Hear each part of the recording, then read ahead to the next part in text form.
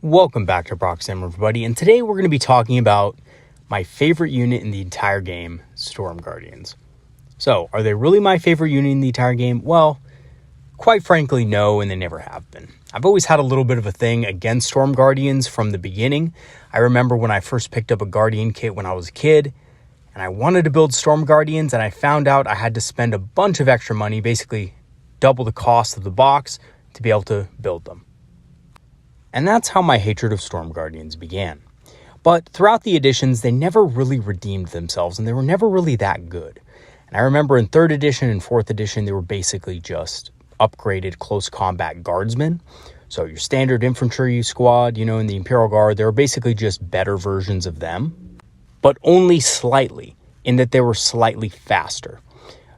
But they didn't hit much harder.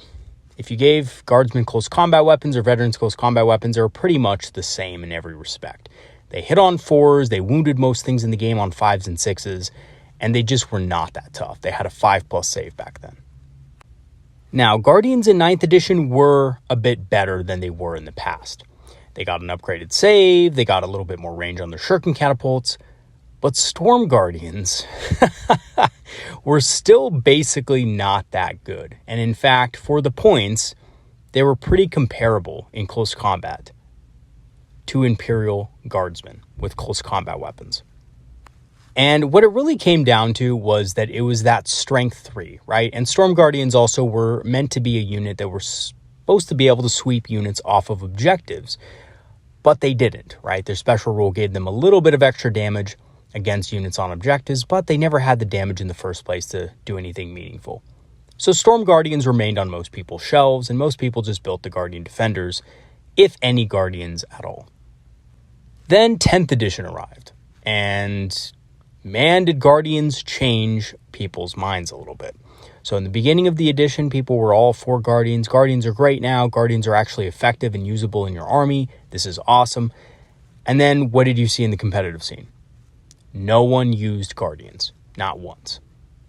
Now, since then, a lot of people have this opinion in the Eldar community that Guardians are really bad. Guardians aren't good.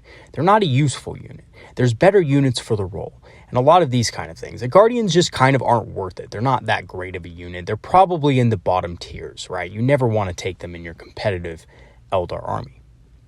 And while I have to say, Guardians aren't top tier, they're by no means useless, and they're by no means a bad unit. They're especially not as bad as they were last edition. Last edition, remember, with Guardians, we were trying to find crazy ways on how to make them good, bringing them in blobs of 20 and using webway strike to deep strike them onto the battlefield so that they could screen, enemy units out by spreading out 2 inches as far as they could go.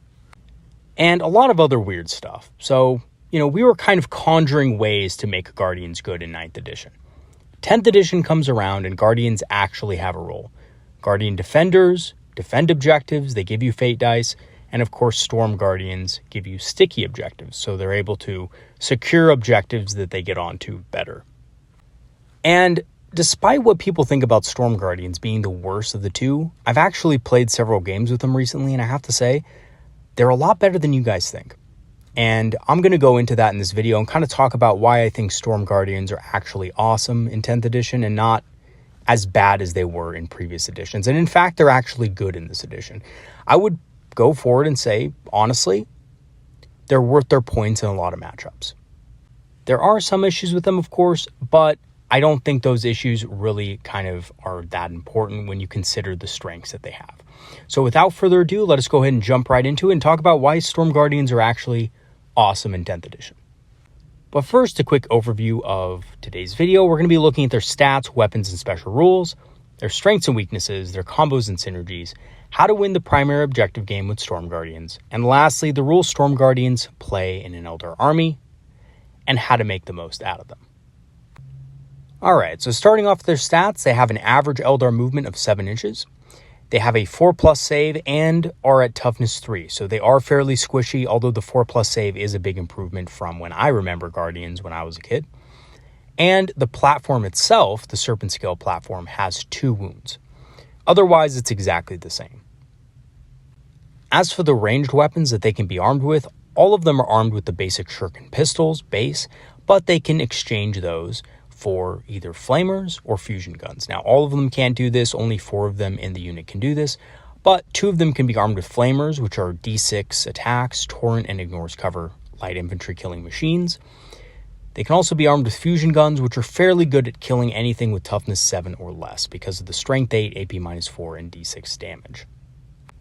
So these are pretty potent close-range weapons. Now, the shuriken pistols, of course, are just your basic pistols. There's nothing special about those.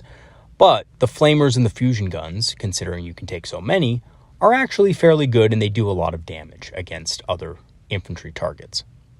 And sometimes heavier targets if you're able to draw a bead on some bikes or something like that with the fusion guns. Their melee weapons, however, are where this unit gets its terrible reputation. So their melee weapons are pretty much garbage. If you look at their Guardian close combat weapons, they only have 2 attacks at strength 3, AP 0, and damage 1. This is not a close combat unit. I know it may seem like it because they have close combat weapons, but their weapons are so useless in so many ways that you're really better off just not even thinking of them as a unit that's good in close combat.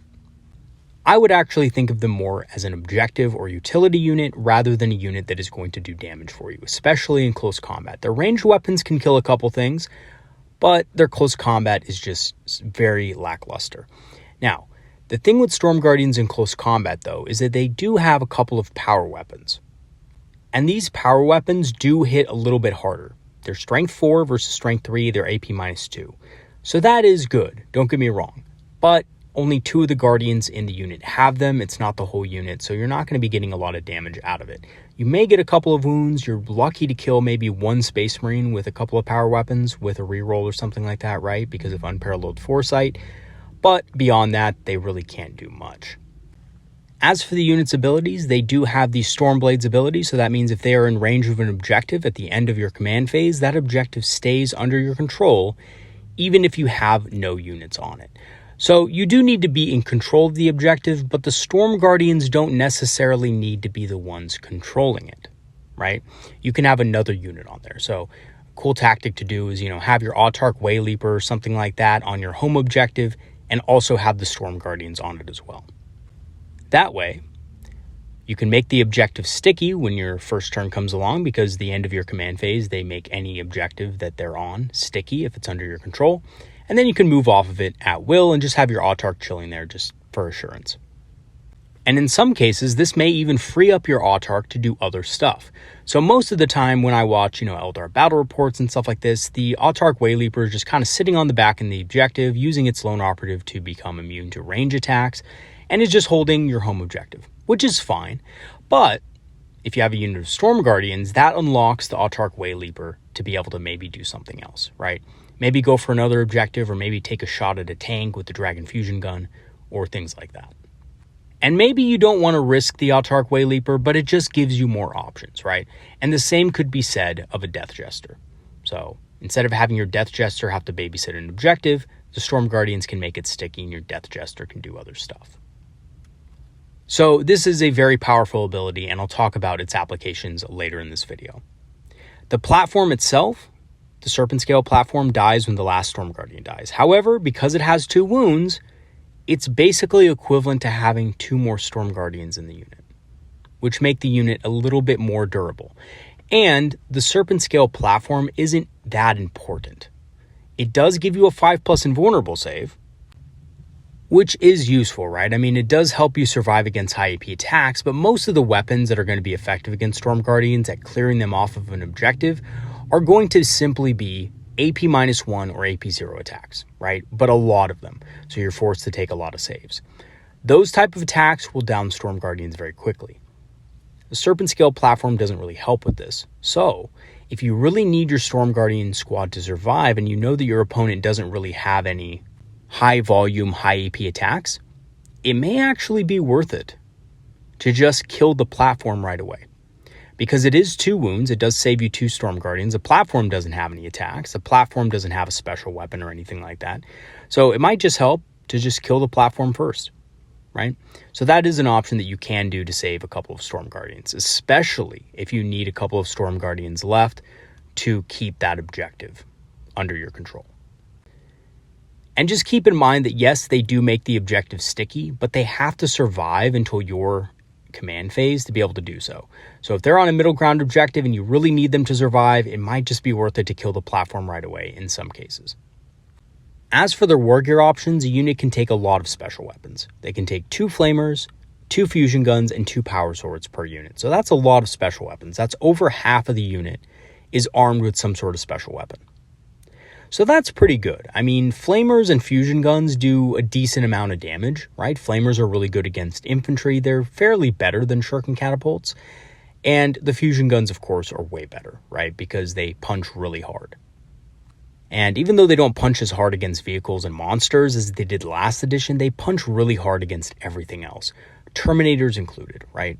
So oftentimes, yes, you're probably going to get minced into pieces if you go up against a Terminator unit, but you can at least bring a couple of them down with you if you're going to be destroyed, right?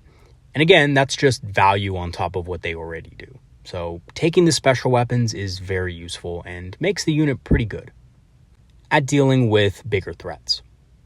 They do cost 115 points, which is okay considering they can take 6 upgrades plus the platform. So that's the other thing. A lot of people think they're too expensive, right? I can get a ranger unit for 55 points, and that can be my primary objective score. That can be the unit that I put on middle objectives with infiltrate and stuff like that. And I love rangers, don't get me wrong. I think rangers are pretty much an auto-include at least one unit in your army to prevent, your opponents from being able to infiltrate and get board positions that are going to disadvantage you later in the game. However,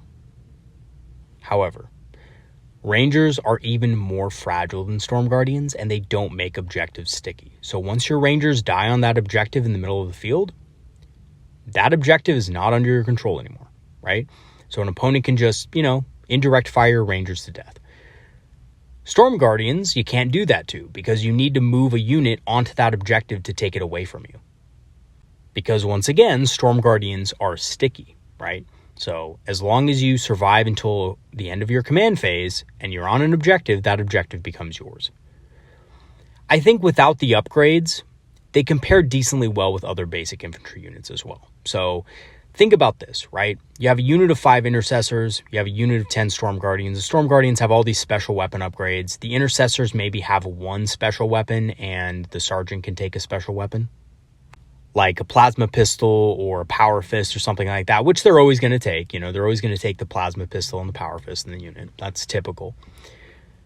So with that being said, I think they do kind of compare decently well. They are more expensive, but you're getting more wounds. You're getting more wounds with the Serpent Shield. You're getting a 5+ invul save. So against those special weapons, you're a little bit more resilient.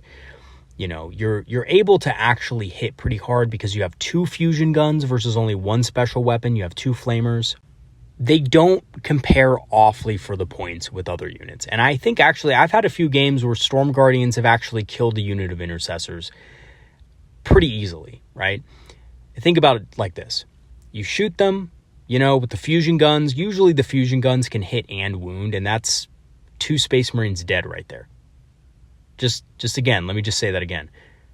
The 2 fusion guns, if you focus your unparalleled foresight on those weapons, will hit on 3s, and they'll wound on 2s with a reroll to hit and wound.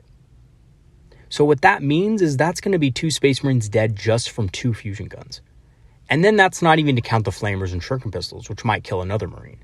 So that's 3 Marines dead out of 5, and you haven't lost a single model. Now, they could have shot you before that, but in all honesty, their shooting isn't that great, right? Even if they have a plasma gun or whatever. They'll shoot you with 4 bolters and, hit on 3s, wound on 3s, but you'll get a 4+ or a 3+ save depending on whether or not you're in cover. And against the plasma weapon or the melta-gun that they have, you'll get an invul save of a 5+.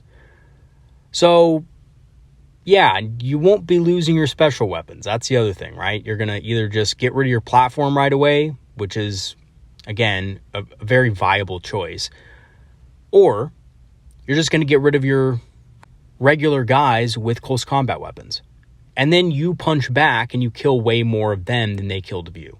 So yes, Storm Guardians do punch a lot harder than regular basic troops of other factions most of the time. Now, they do have their bad matchups. I think Imperial Guardsmen units, with orders, once you start getting the orders involved and the buffs and stuff like that, of course, right? The Guardsmen are going to punch harder for their points. But if you just take an unsupported guardsman unit of 20 and compare them to a Storm Guardian unit, they don't compare that terribly for the points. 115 points for a Storm Guardian unit, 120 points for a unit of Cadian Shock Troopers, right? Not considering the upgrades that the Cadians will get, they compare pretty well. Now, if you start comparing upgrades, that's, again, like I said before, that's where you start to get to the point where it looks like a guardsman will always win. And they will, because they're under the effective orders. But I'm going to let you guys in on something right now. That's really not the reason you take Storm Guardians. You don't take them because they can trade well with other infantry units. They do trade well with a lot of other infantry units in the game, but that's not exactly why you take them. You take them because they're very powerful at controlling the primary objective game.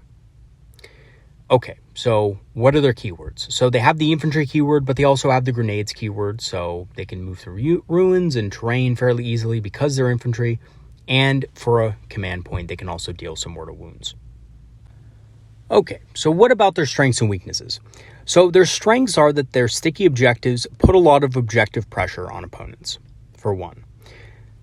Their special weapons can punch up nicely, like I told you guys about the intercessors. The special weapons actually make these guys pretty good at dealing damage at close range. They're fairly durable with a 5+ invulnerable save and extra wounds on the platform. Again, they're not the most durable unit out there, but they can hold up to some light infantry fire. And they might even survive a turn if your opponent dedicates a lot of firepower to them, if you have things like lightning fast reflexes ready, go to ground ready, or perhaps even fortune. I know that sounds crazy to a lot of you, but fortune can help them survive just long enough to where they can make an objective sticky.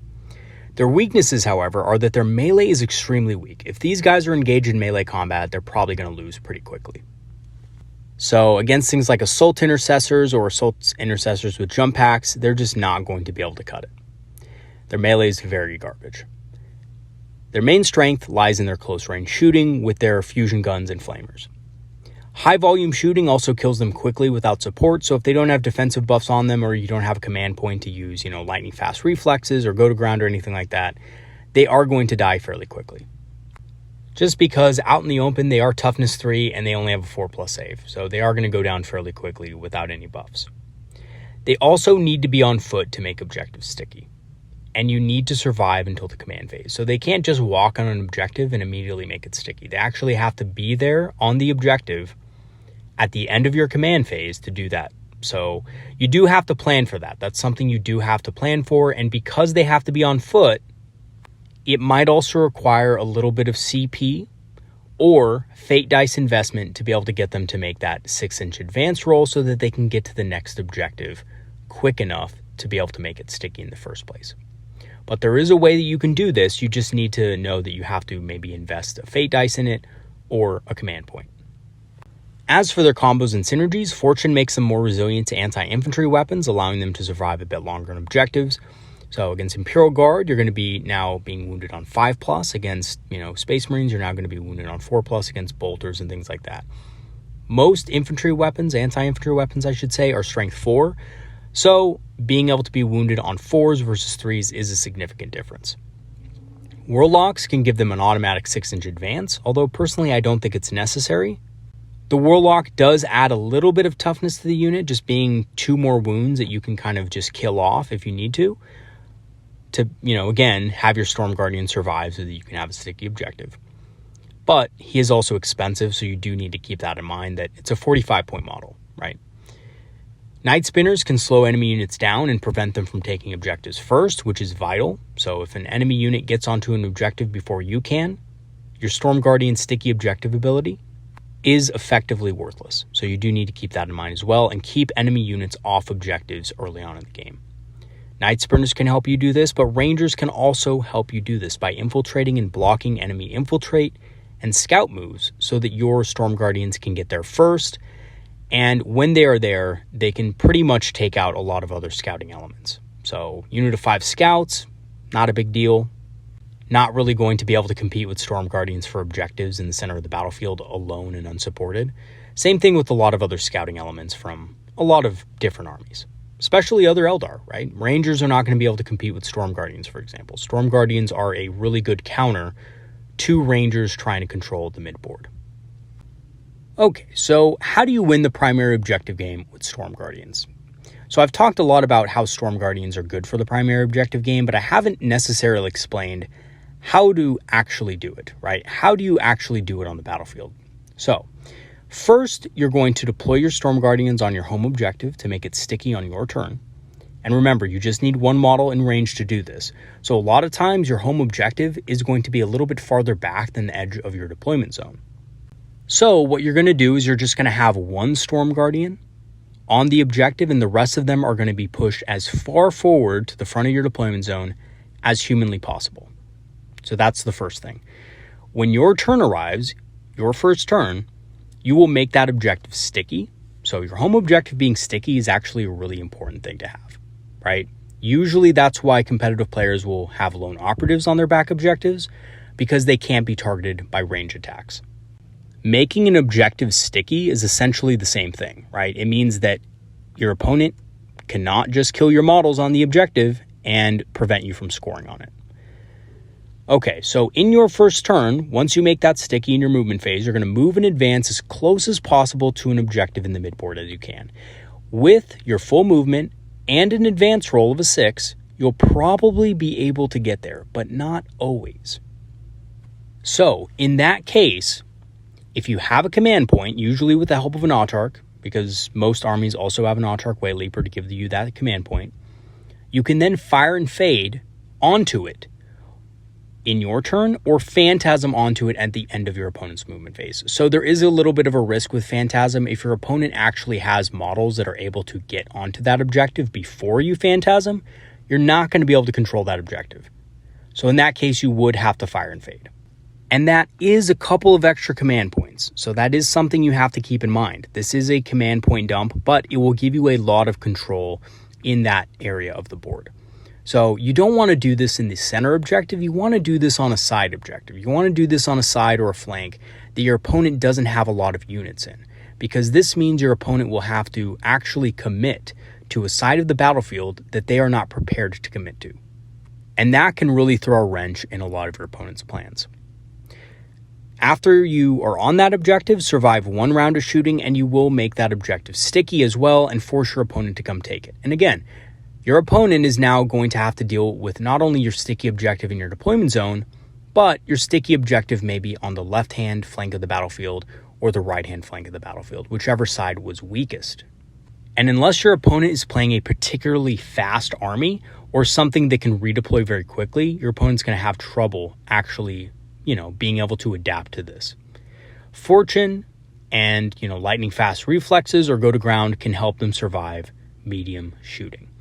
So if you're having trouble having your Storm Guardian survive, it's probably because you're not willing to actually invest command points into them or abilities into them, right?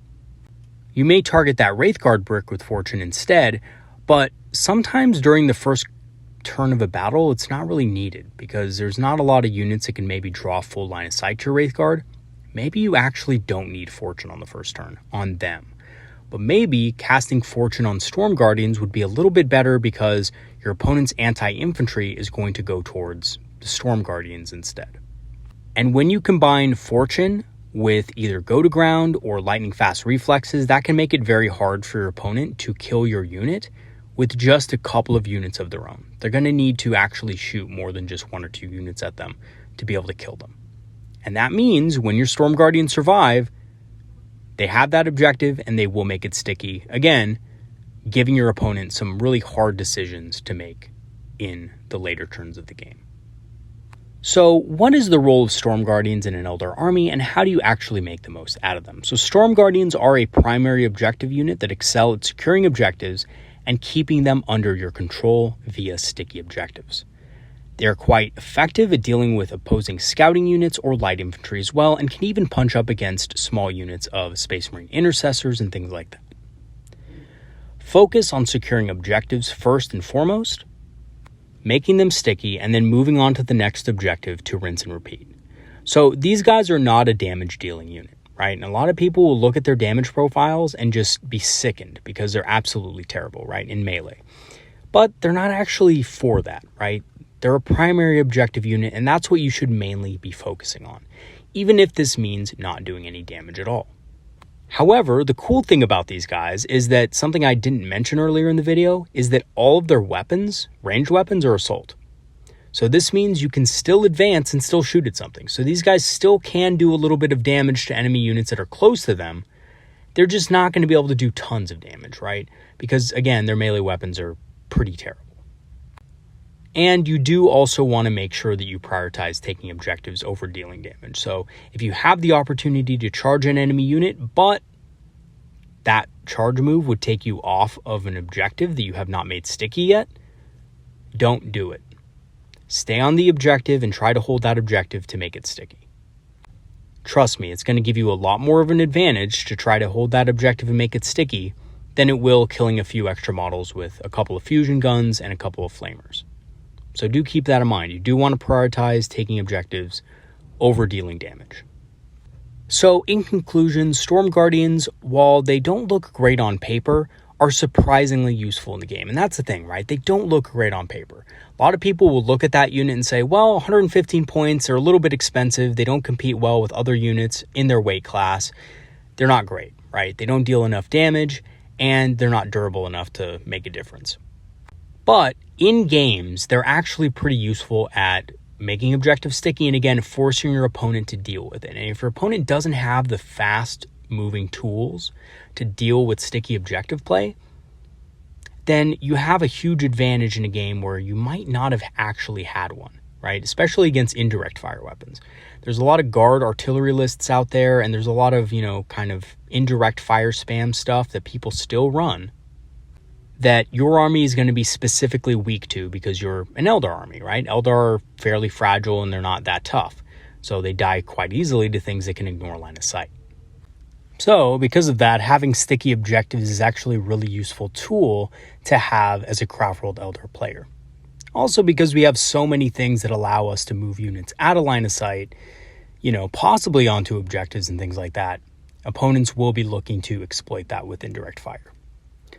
However, there are some missions that Storm Guardians become a bit redundant. So I do want to let you guys know about that right now. And some of you will already be very familiar with the Leviathan missions and will know what I'm talking about. But basically, there are some missions that if you have sticky objectives and your objective disappears, like in Supply Drop, well, having that sticky objective didn't really matter because it's now gone and you can't score on it anymore. So that's one of the things that can happen with Storm Guardians if you do get that mission. Also, sweep and clear as well when all of your units get sticky objectives can make Storm Guardians a little bit redundant. Here's the thing though.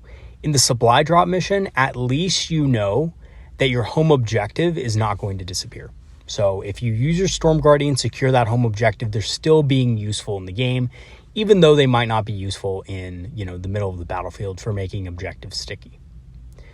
In Sweep and Clear, all of your units get sticky objectives, right? So that's kind of the one where Storm Guardians are kind of just shit out of luck.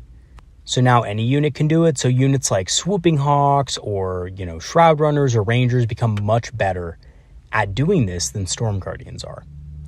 And that's true, right? However, something to keep in mind is that both Swooping Hawks, Rangers, Shroud Runners, and, other smaller, faster units are not as durable as Storm Guardians. And they also don't have as much objective control. So if an opponent does try to steal an objective away from you, having the greater weight of objective control 2 versus objective control 1 is going to be important, right? Rangers are objective control 1, Shroud Runners are objective control 2, I believe, and, other units are going to be objective control 1, like Swooping Hawks and Warp Spiders and stuff like that. So yes, those units will be typically better at scoring, but there can be scenarios that pop up where you need greater objective control anyway to make sure you control that objective and to make sure that it does, in fact, stay sticky. Because as soon as your opponent controls it, it stops being sticky and you lose your advantage. And also, it's just not, as a rule, a general rule of thumb, not a great reason to exclude a unit in your army because 1 out of the 6 different types of mission rules prevents them from being that useful, right? So you don't want to revolve your whole list around a 1 out of 6 chance, so to speak. Anyway, But yeah, Storm Guardians are a pretty good unit. They're pretty solid in the objective game. And they've actually done very well for me in a couple of games. And I have an example game that I'm going to talk to you guys about really quick. And basically what happened in this game was started on my home objective, made that sticky, and then I advanced onto an objective in the middle of the board to make that sticky as well. I was going against an Imperial Guard player. That Imperial Guard player had a decent amount of artillery. Not a ton of it, but a decent amount. And despite the take aim and the lethal hits and stuff like that they get from Born Soldiers, I was able to pop lightning fast reflexes. I was able to pop go to ground. And with the combination of those abilities, was actually able to survive a vast majority of their indirect shooting. In fact, my opponent was consistently complaining about having to use more indirect fire than they would have normally. And what this meant was that the Storm Guardians were taking the hits that were going to end up going towards my more fragile and, quite frankly, more important units, right? So the Storm Guardians in this case actually, weirdly enough, did survive. They survived with 2 Storm Guardians and the platform I killed early. And of course, because I'm an Eldar player, I get to use Strands of Fate and auto pass my Battle Shock test. So they made that objective sticky, and it made it much harder for my opponent to actually control it throughout the game. And as a result of having to move units into a position that was more vulnerable, my opponent ended up losing more than he should have, and I was able to secure a victory in that game. And that was because of Storm Guardians, right? If you look at the game, yeah, the Storm Guardians basically didn't do anything except get onto an objective and die. Essentially, right? They didn't do any damage. They didn't kill a single guardsman. They just got onto the objective and then promptly were shot to pieces. But they were able to survive with some defensive buffs that I threw on them. And because of that, making the objective sticky, they were able to actually swing the battle in my favor. So Storm Guardians, while they don't seem great on paper, can actually be really useful in games of 40k. And also, I've had a couple of other experiences like this in other games where they've done exceptionally well for the primary objective game, and they've put a lot of pressure on my opponents to have to actually move around the board, secure objectives, and take the objective away from the Storm Guardians versus just being able to basically just shoot the squishy Eldar unit off the objective and then at their leisure move one of their own units onto it, right? So I have had some fairly good success with them. All right, everybody, that's going to be it for today's video. Thanks for watching. If you have any opinions on Storm Guardians, let me know in the comments. I know a lot of you guys don't like them. I think they're actually much better than they were last edition and honestly pretty good in my opinion. So let me know what you guys think. And thank you so much to all my patrons and supporters who have supported the channel over the last months. Your help has greatly helped the channel improve and helped it grow significantly. If you want to go ahead and support the channel, I have free trials activated on my Patreon, so you can join for absolutely free. And that gets you permanent access to our Discord community, which is a community of Eldar players and enthusiasts who like talking about strategy, tactics, and of course, hobbying. I'll leave the link for that in the description. I'm also an Amazon affiliate and have a channel store page, so if you want to grab some Eldar-inspired apparel on my store page, or grab some discounted Eldar miniatures on my Amazon affiliate link, I will leave the links for those in the description as well. Lastly, I did recently start a Kickstarter for an Eldar Knights fan community project that I'm going to be working on. It's basically an honest interpretation of what the Eldar Knights Index would look like in 10th edition. And if you want to support it, I have a Kickstarter link in the description for that as well. And I also have a video on it on my channel. It's actually the last video I did. So if you want to go on my channel and check that out as well, you're more than welcome to do so. All right, everybody, that's going to be it for today's video. Thanks for watching. Have some great games this week, and I'll see you guys next time. Have a good one, everybody. See you later.